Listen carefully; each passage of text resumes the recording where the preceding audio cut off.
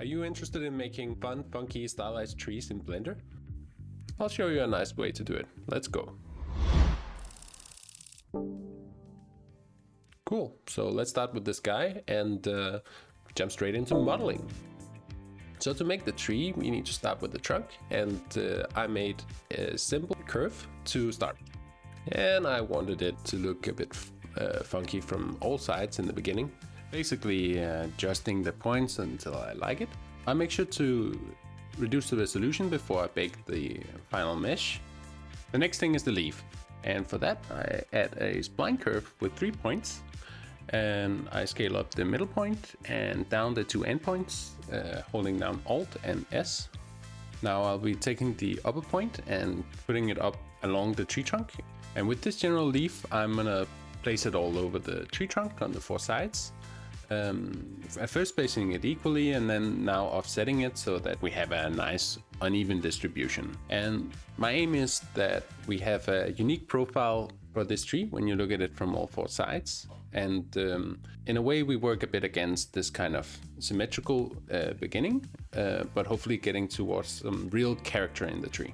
You can see me twisting the leaves, holding Alt and T, and this is another way I just try to give some more unique character to the leaves, and I find this way of modeling and changing and tweaking it is really nice. And at some point you will end up having to UV the thing. And what I think about is just trying to make it as easy for myself when I get to the texturing process. And for that I used a very nice trick, which is to use the UV sync selection.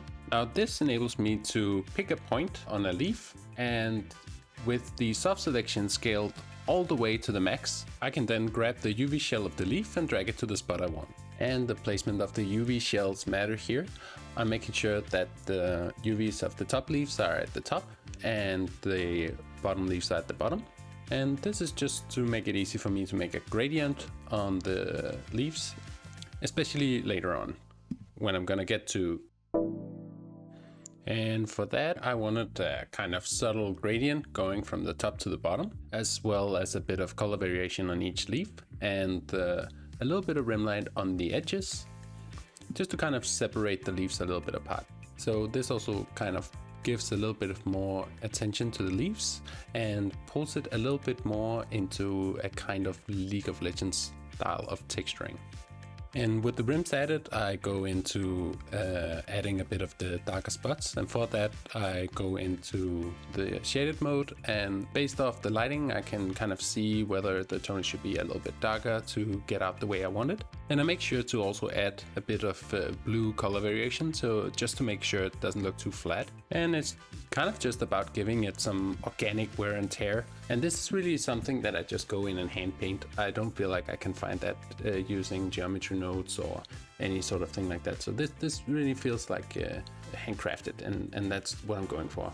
And you can also see me adding a bit of thickness variation to the leaves here in the modeling. And so now it's really just about making sure that I'm making everything look the way I want it and just painting away. And what you see me doing here is just do a quick comparison with the other tree that I previously made and trying to push it so that it gets a little bit more of a personality in comparison.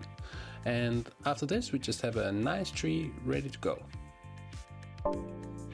But wait a minute. So I did this tree one more time in a smaller version, and this time I chose not to add the solidify and bevel modifier in the beginning. I then converted the flat leaves into a mesh, then adjusted the UV tiles for all the leaves so that they went into this general leaf shape.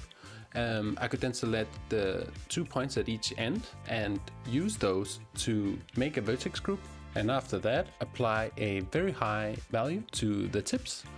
Once I've made the vertex groups, I can make sure to invert that selection and use it on the solidify modifier.